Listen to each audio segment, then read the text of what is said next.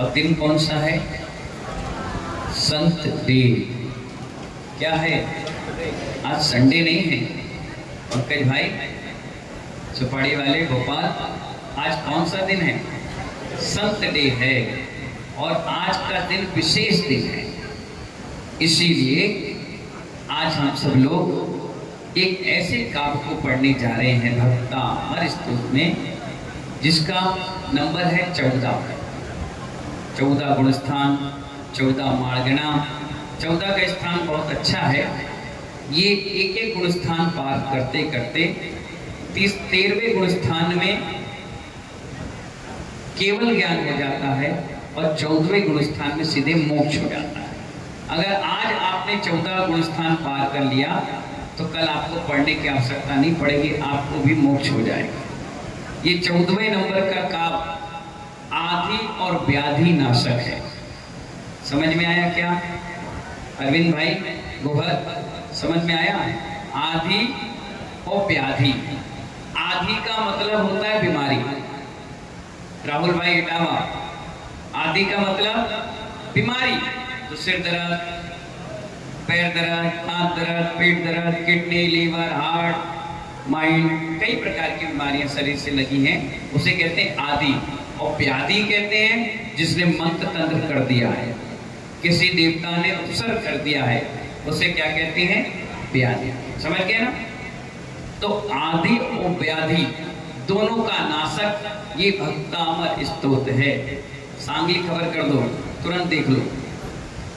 तो महानुभाव, आदि बीमारी और व्याधि ऊपरी बाधा, जिसे आप कहते हैं भूत तंत्र मंत्र वेदता वाली। तो इस चीजों को इस काव्य और मंत्र की सिद्धि से कई हद तक दूर किया जा सकता है। एक बात ध्यान रखना, कई बार ऐसी भी होती है कि आपका बच्चा है और आपने वो सुबह उठा और जिस चीज को उसको जरूरत थी, नीरू भाई, वो तुरंत उसको मिल गई, तुरंत मिल गई। वो खड़ा हुआ और उसे हर चीज हाथ में मिल गई। एक बच्चा ऐसा भी है जो उठ करके माँ से कहता है, माँ मुझे चाय चाहिए, नाश्ता दो, टाई दो, जूते दो, कपड़े दो, पुस्तक दो। एक ये भी होता है कि रोता है, पिटता है, उसके बाद मिलता है। ऐसे ये मंत्र क्रिया में भी होता है। कई लोग ऐसे हैं जिनको मंत्र क्रिया स्वयं मिल जाती है, उनका पुण्य बड़ा तेज है। क्या तेज है? पुण्य तेज है। वो दर्शन करने गए, पुस्तक में मंत्र लिखा था, उन्होंने मंत्र पढ़ना चालू कर दिया, बिना क्रिया बिना उसके भी उनको सिद्ध हो गया। कुछ ऐसे थे जो गुरु के पास गए, आए, बैठे, लगे रहे सेवा, तब जाकर उनको मिला। और कुछ ऐसे भी थे जो पूरी सेवा करते रहे, पूरी व्यवस्था में आगे रहे। और कुछ ऐसे थे जो मतलब ही नहीं था, तो उनके लिए मंत्र हाथ में था, पुस्तक हाथ में थी, लेकिन श्रद्धा का अभाव था, पुण्य का अभाव था, पुण्य की क्रियाएं कम थी, इस कारण उनको मंत्र सिद्ध नहीं हो पाए। मंत्र वही है, लेकिन करना, पुण्य, गुरु का आशीर्वाद और एक धार्मिकता, सब चीज जोड़ी जाती है, तब जाकर के क्या होता है? एक मंत्र सिद्ध हो पाता है। इसीलिए हमारे यहाँ परीक्षा पहले रखी गई। क्या रखी गई? आप आए और मैंने आपको तुरंत दे दिया तो आप उसकी प्रेमचंद जी कीमत नहीं समझेंगे। जब तक आप सम्य शिखर अगर यहीं आ जाए, डबरा में ही, गजेंद्र भैया गोद वाले अगर यहीं आ जाए सम्य शिखर, तो तुम रोज रोज थोड़ी ना दर्शन करने आओगे।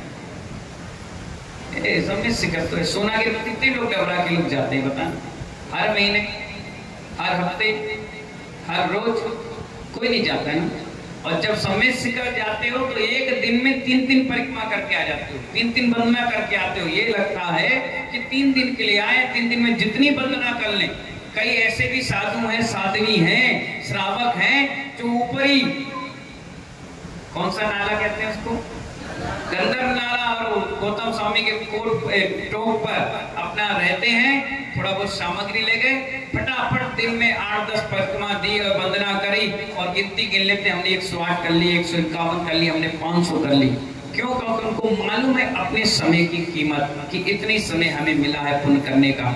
इसी प्रकार महानुभाव, आपको पता चल जाएगा कि महाराज जी कुछ आशीर्वाद दे रहे हैं और पहले दिन ही तुम्हें मिल जाएगा, तो तुम उसकी कीमत ही नहीं समझोगे। सरलता से मिल गया ना। कठिनाई से मिलेगा। 2 दिन, 8 दिन, 10 दिन, महीने भर घूमते रहोगे, आते रहोगे, जाते रहोगे, और एक छोटा सा मंत्र आपको मिल जाएगा तो आप ये सोचेगा अरे भैया कितनी मेहनत से, कितने उससे मिल गया भैया, नहीं हम तो किसी को नहीं देंगे, हम तो किसी को नहीं बताएंगे। इसी प्रकार ये मंत्र क्रिया है। चलिए आदि व्याधि नाशक नाम का ये काम अपन शुद्ध करेंगे।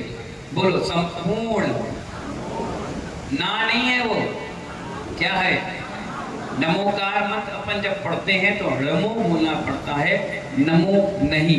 नमो संस्कृत है और नमो प्राकृत में है, और मूल नमोकार मंत्र प्राकृत में ही है, इसलिए मूल से छेड़छाड़ नहीं करना चाहिए। तो संपूर्ण मंडल शशांक, बोलो शशांक, क्योंकि सामने आकी मात्रा है ना, और दोनों साथ शक्कर का है, इसलिए सीटी निकलेगी। बोलो शशांक।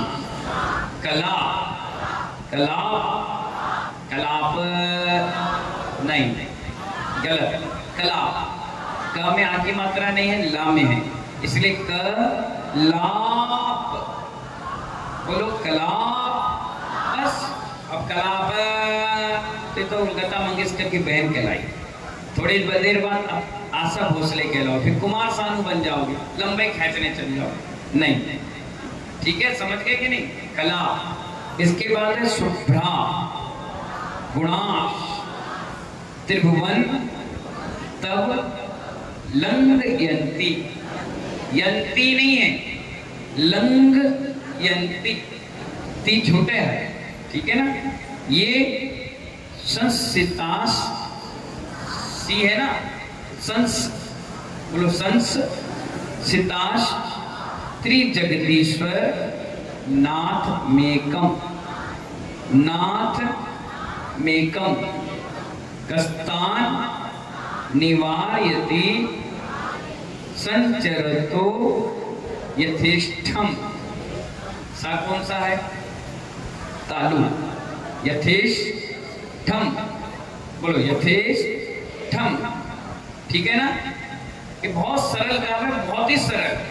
हर व्यक्ति को सुबह उठ करके इस काम को पढ़ना चाहिए 9 बार, 27 बार, 54 बार, 108 बार, तो आधी भी नहीं परेशान करेगी और व्याधि भी परेशान नहीं करेगी। इसको पढ़ करके घर से निकल जाओ, और जब कभी ऐसा लगे कि बीमार है तो इसी को पढ़ना चालू करो, लगे कोई ऊपरी बाधा, इसी को पढ़ना चालू कर दो, अपने आप वो बाधा राधा बन करके नाचने लग जाएगी, अपने आप, अपने आप भागेगी दूर।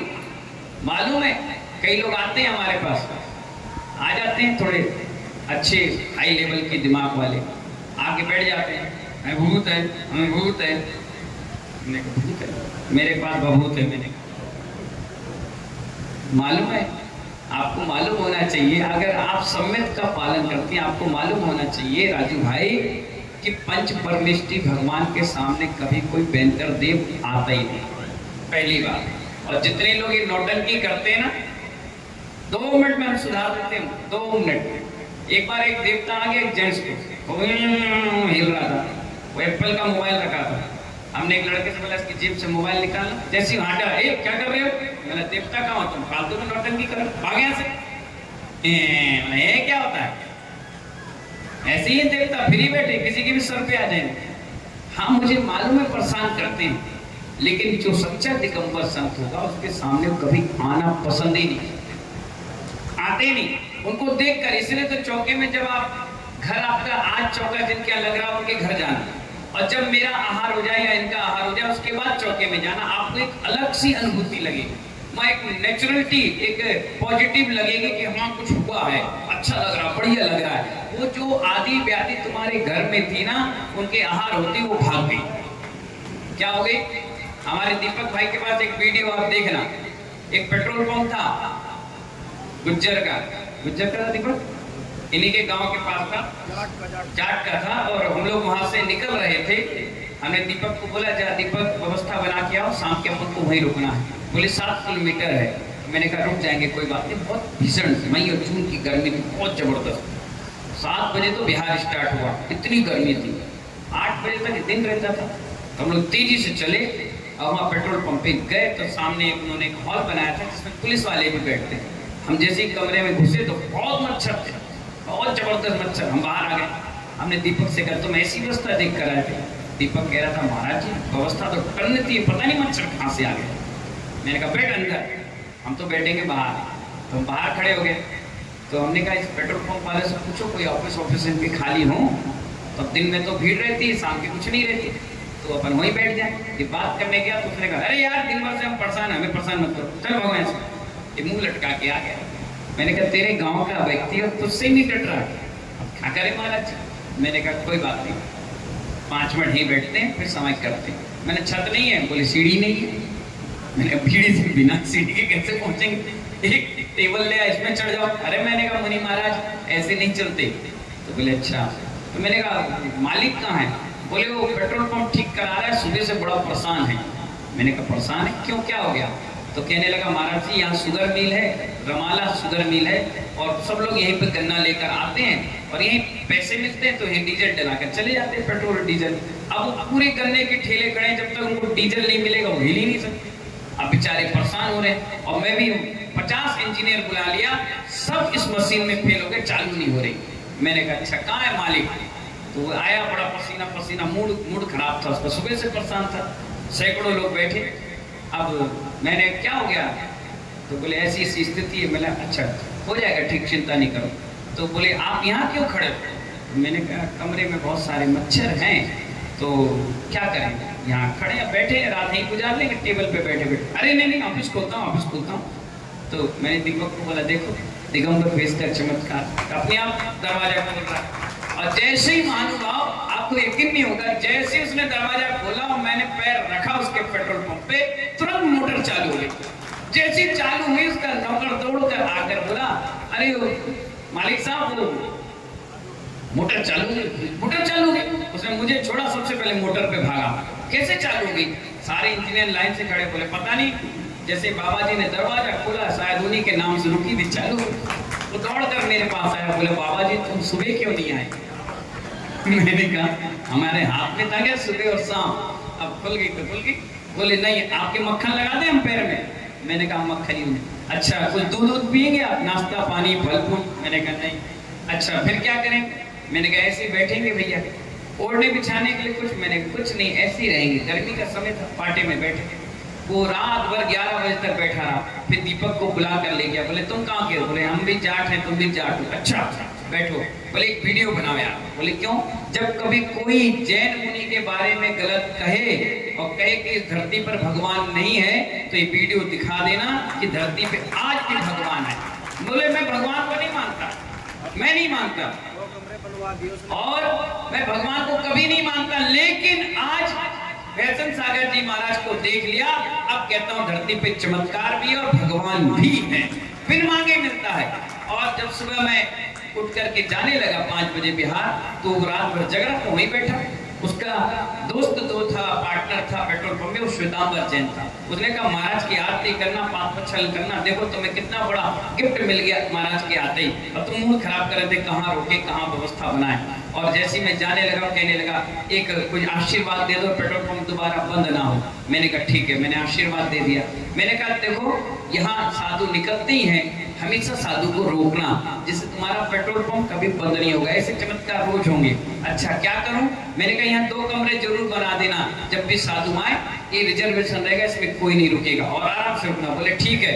उसने कुदाल उठाई, बोले कहाँ बनाना है बताओ। मैंने कहा ये बढ़िया जगह। उसने खोदा, बोले अगली बार आओगे 2 कमरे मिल जाएंगे। और जब दीपक उसके पेट्रोल पंप पे होकर आता है, कहता है कमरे बनवा दिए, सैकड़ों साधु रुक गए। महाराज से कहो कि कब आएंगे और कब रुकेंगे। वो कह रहा था जब भी टाइम मिलेगा महाराज जी को लेकर आऊंगा। हमेशा नमस्तु हमारे दीपक भाई के साथ तो भेजता है। ये दिगंबर भेष का चमत्कार है। लोग कहते हैं ना कि चौका लगाने से होता क्या है।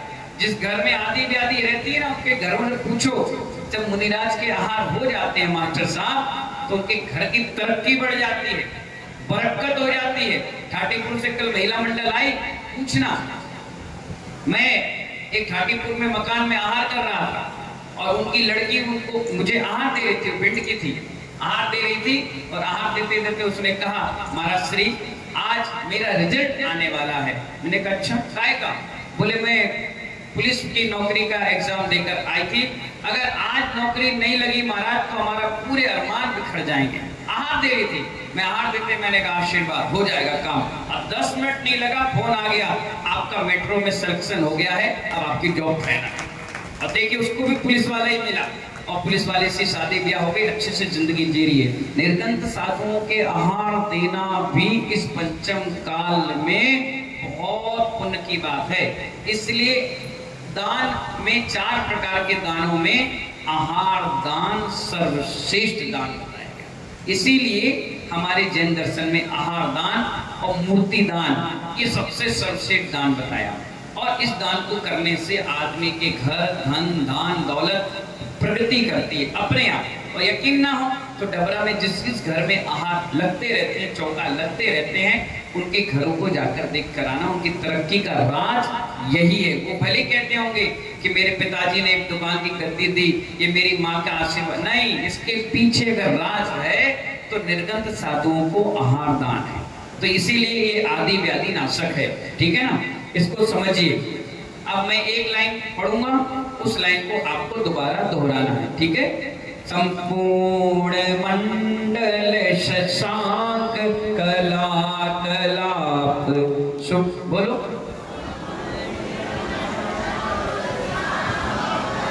जोर से बोलिए। कल का नाश्ता लग रहा है लटक गया है गले के अंदर, थोड़ा सा सर्विस करिए, जोर से बोलिए मेरे साथ। संपूर्ण मंडल शशांक कला कलाप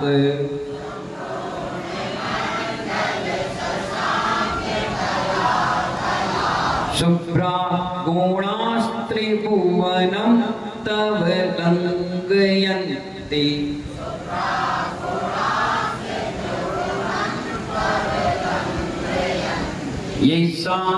ये संस्थितास्ति जगति शरणाथ मेकम्।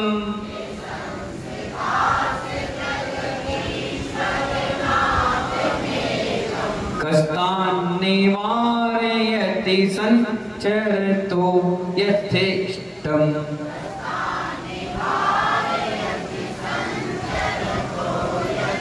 चालू करें, अब पूरी महिलाएं बोलेंगी। स्टार्ट मैं कर रहा हूं, एंड आपको करना है। संपूर्ण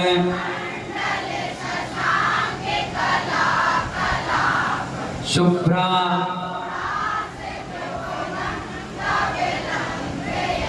ये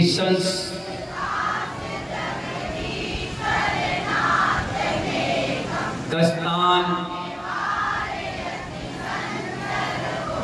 सारे जैन संपूर्ण, जोर से, शुभ्रा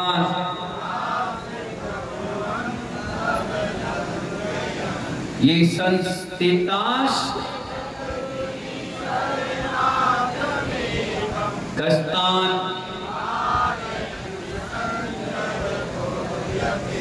बहुत बढ़िया, आप सब मिलके पढ़िए। संपूर्ण मंडल शुभ्रा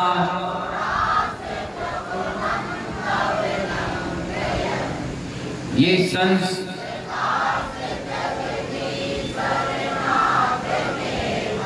कस्तान।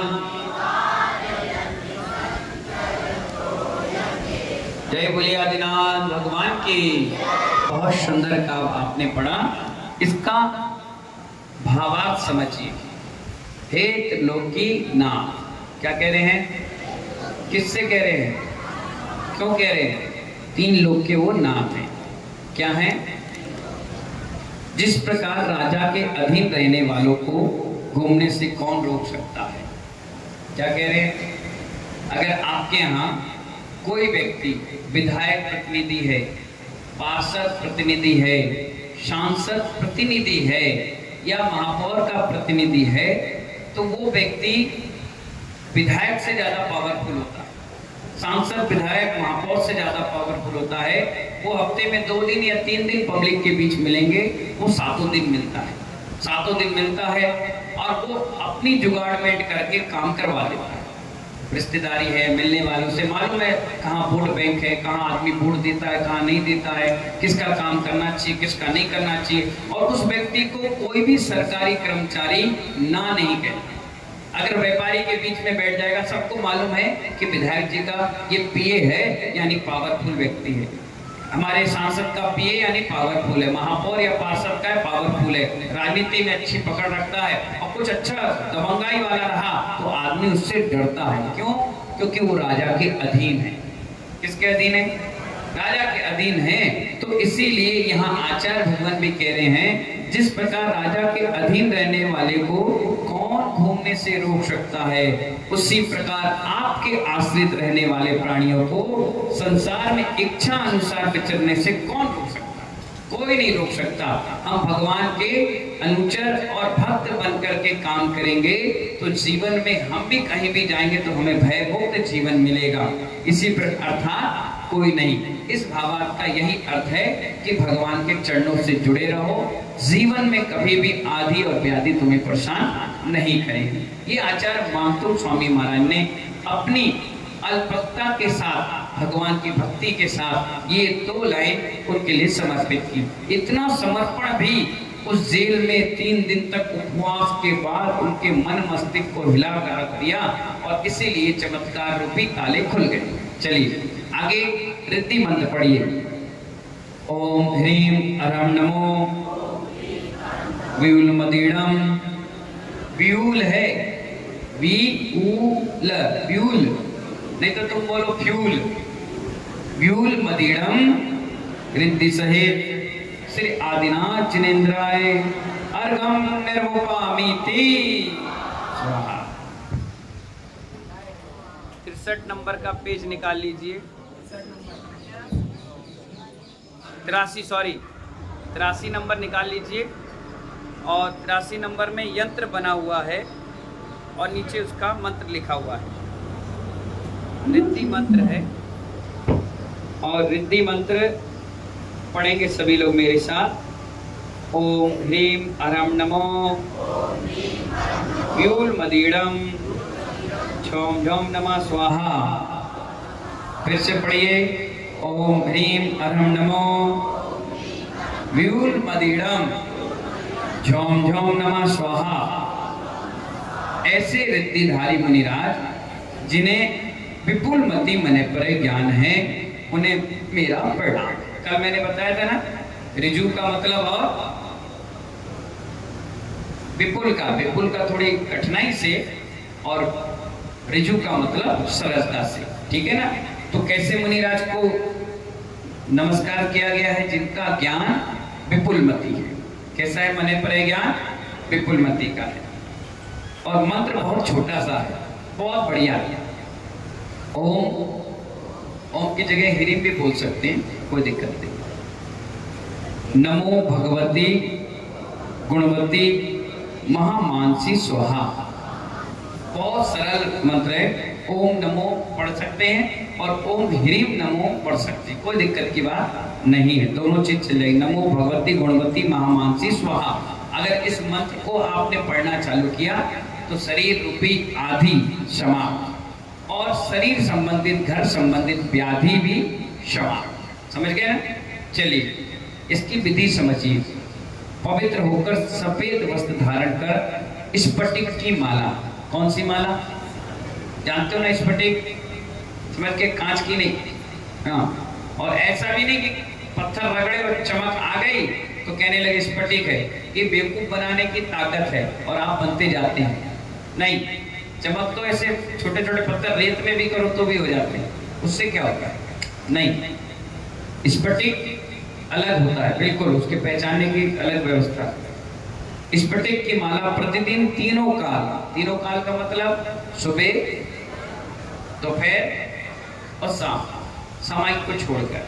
सामायिक कितने बजे होती है बताइए? सुबह 4 से 6 के बीच में। कितने बजे सोने का टाइम होता है कि सामायिक का? सामायिक का, महाराज को याद है। 4 से 6, 4 बजे कर लो, 4:30 बजे कर लो, 6 से पहले सामायिक हो गई। दोपहर के 11:30 से 1:30 बजे का। कितना तुमसे कह रहे हैं, तुम फंसल के सो जाती हो। हाँ, इसलिए कह रहे हैं सामायिक का समय होता है।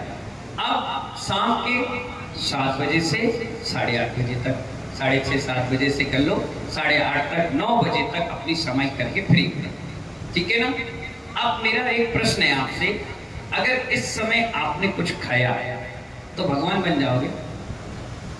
क्या होगा? है आधी बीमारी की जड़ इसी टाइम भोजन करने से होती है। इसे कहते हैं संधि काल। क्या मालूम है आपको? जब युद्ध होता था महाभारत का, रामायण में, तो संधि काल में युद्ध नहीं होता था। कितने लोग पढ़े रामायण महाभारत? सब पढ़ चुके हैं, गीता पढ़ चुके हैं, रामायण पढ़ चुके हैं, हजारों बार पाठ सुन चुके हैं, पद्म पुराण, हरिवंश पुराण, आदि पुराण, कितने ग्रंथ पढ़े। उसमें लिखा है संधि काल में इस कार्य को ना करें। अब संधि काल क्यों? क्योंकि उस समय तीर्थंकर भगवान की वाणी खिलती है। क्या खिलती है?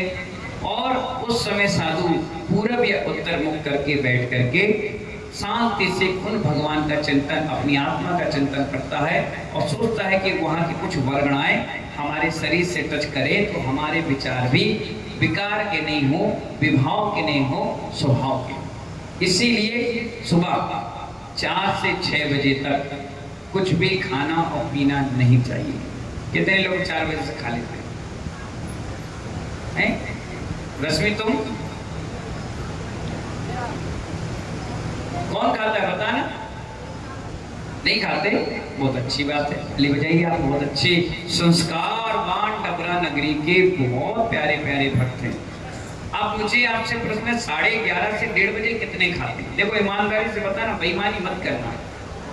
अब आज से आपको चलो 11:30 छोड़ो, 12 कर दो, ठीक है ना।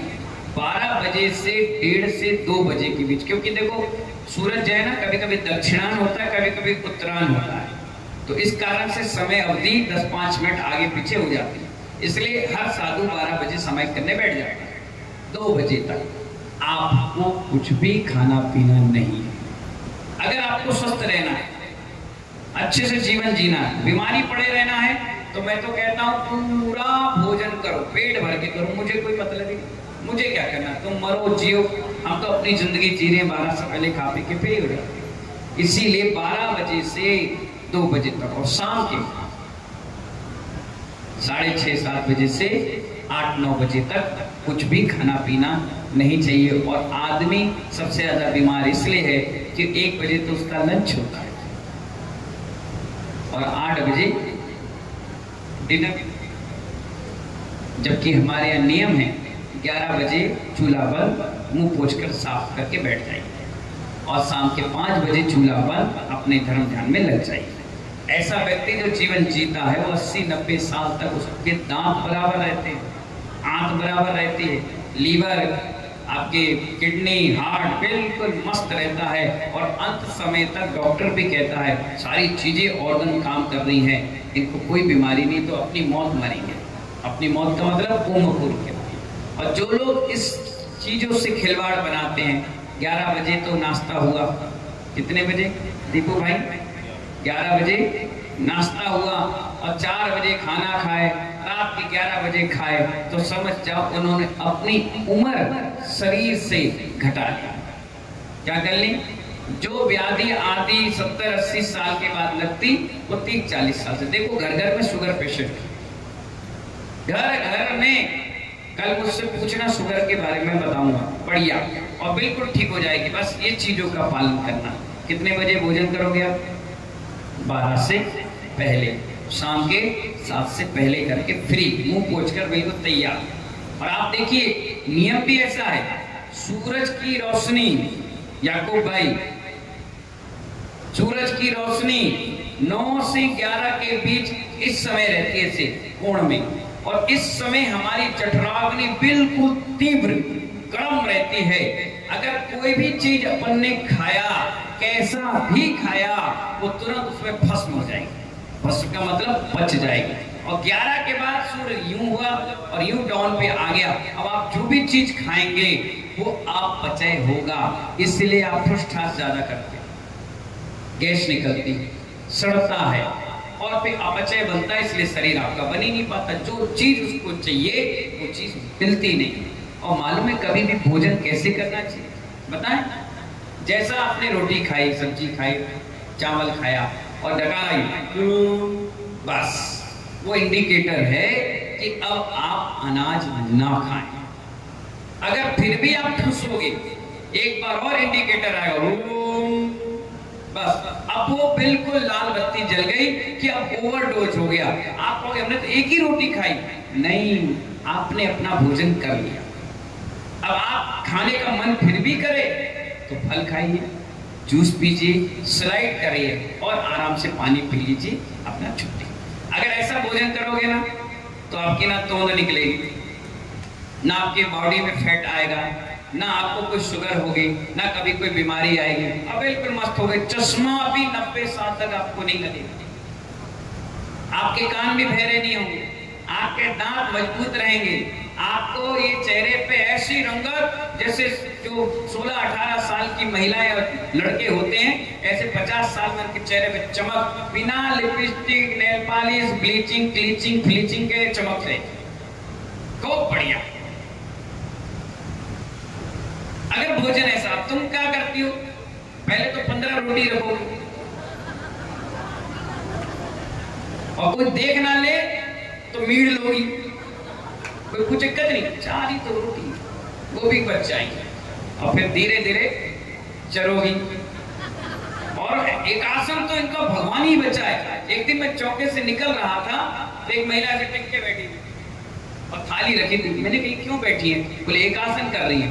बोले एक आसन कर रही है कि दुशासन कर रही है? बोले पता नहीं, हमने 2 मिनट देखते रहे। मैंने देखो तो मजा कैसा आ रहा है, एक आध दिन प्रवचन में सुनाऊंगा। उठी, यूं हिली और फिर 2 रोटी खा गई, फिर बैठे, फिर यूं हिली, इतना सारा पापड़ खा गई, फिर हिली, इतना सारा बादाम खा गई और इतना तो लोड भर गया। फिर कह रही हम बीमार हैं। अरे भैया, मिक्सी देखी है, आधी भरी जाती है और चलाई जाती है तो उसमें सामान बिल्कुल मैश होकर के साफ हो जाता है। ऐसे हमारा पेट है, जितना उसमें ठसाठस भरोगे उतना ही आपको बीमारी पकड़ेगी। कम रखो, कम से कम आचार कहते हैं एक पेट के 4 भाग बनाओ। एक पेट के कितने, जैसे पेट है इसके 4 भाग बनाओ। 2 में अनाज भरो, 2 में अनाज, 1 में पानी और 1 को खाली रखो। कम से कम वो घूम तो ले। अब तुम तो ऐसा ठस बिल्कुल ठस के हिल नहीं पाए और फिर भी कह रही माँ बेटी पतली हो गई। हाँ माँ, कछु खाने ही नहीं दे, पूरा तबेला भर के तुम्हें नहीं खाया और कह रही कछु मिले ही नहीं। ऐसा नहीं चलता है।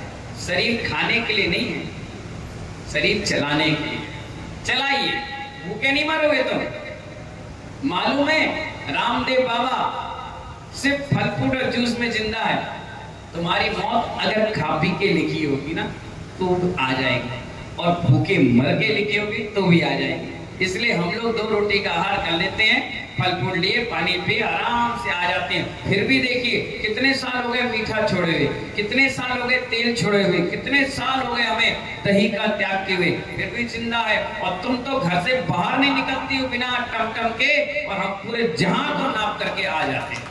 और आज तक तुमसे ये नहीं कहा कि मर गए, भूख लग रही, अरे भैया बचा लो, अरे यार नहीं हो पाया, अरे तुम तेरे सत्यानाश हो रहे, एक तो बद्दुआएं दे रहे, लड़ रहे, झगड़ रहे, कुछ नहीं।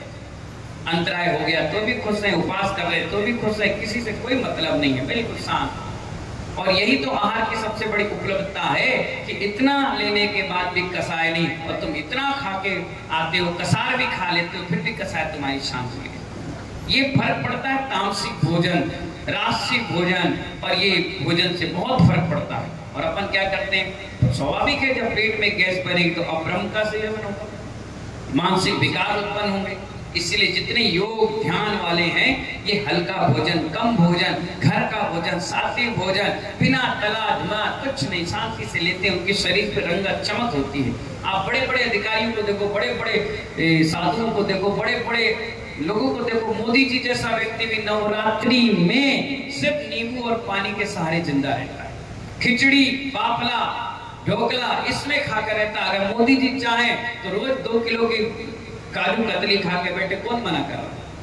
अभी मुर्मू जी आई ग्वालियर, बिल्कुल शुद्ध शाकाहारी भोजन किया, तुमसे अच्छी हैं, कम से कम घर का भोजन करती, तुम्हें तो जहां मिले वही नगर पालिका डब्बा, आ जान दो, आ जान दो, आ जान दो, छोड़ेंगे नहीं, रुमाल में बांध के भी ले जाएंगे, रास्ते में भूख लगी तो नहीं महानुभाव। कम से कम एक दिन तो ऐसा निकाला करो कि इस मशीन को साफ करने के लिए 1 घंटा दे दो, 2 घंटे दे दो, 4 घंटे दे दो, भोजन पचेगा तभी तो शरीर में लगेगा। वो पचना जानते ही नहीं, वो तो निकल रहा है बस समय से। और जो काम दांतों का है वो काम आंतों से कराओगे तो मशीन भी फेल हो जाएगी। पेपर वाली मशीन भी 3 मशीन लगती है, कितनी, 8 घंटे चली, रुकी, 8 घंटे फिर दूसरी चलेगी, जब तक उसकी सफाई होगी, तैयारी होगी, फिर 8 घंटे, यानी एक मशीन में 16 घंटे का समय दिया जाता है, तब जाकर के वो पेपर निकलता है। तो आधे घंटा हुआ नहीं, फिर चुप, फिर ये लाओ, अब ये लाओ, अब ये खाओ, मतलब भगवान ही बचाए तुम्हारे खाने से। मैं भी खाता था 20 टाइम 25 टाइम, और एक झटके में छोड़ दिया, और छोड़ दिया तो देखो मस्त, कोई दिक्कत नहीं, कोई परेशानी नहीं। तो आचार्य क्या बता रहे हैं, इसकी स्फटिक की माला तीनों काल समझ में आ गया, सुबह दोपहर शाम 14वें नंबर का काम रिद्धि मंत्र आराधना करें, दीपक जलावे, धूप क्षेपण करें। अब ये दशांग धूप का पूरा मैटर आ गया, क्या क्या चीज दशांग धूप में लगती है ये सुनिए। गूगल, जो किराना व्यापारी होंगे जड़ी बूटी वाले, उनके पास ये चीजें मिल जाएंगी, है ना। गूगल, कस्तूरी, केसर, कपूर, शिलारस, रत्नांजलि, अगर, तगर, धूप, घी आदि से प्रतिदिन होम करना चाहिए। ये दशांग धूप का मैटर आ गया। एक और है दशांग धूप का मैटर, वो भी बताएंगे बीच में। गुण क्या है, यंत्र पास रखने से 7 कंकड़ी लेकर प्रत्येक को 21 बार मंत्र कर चारों ओर फेंकने से आधी और व्याधि और शत्रु का भय का नाश हो जाता है, लक्ष्मी की भी प्राप्ति हो जाती है, बुद्धि का भी विकास होता है, और सरस्वती देवी प्रसन्न रहती है। क्या रहती है, सरस्वती देवी प्रसन्न रहती है। इस प्रकार ये आदि व्याधि नाशक का आपका आज 14 नंबर का समाप्त हो गया। जय बोले आदिनाथ भगवान की।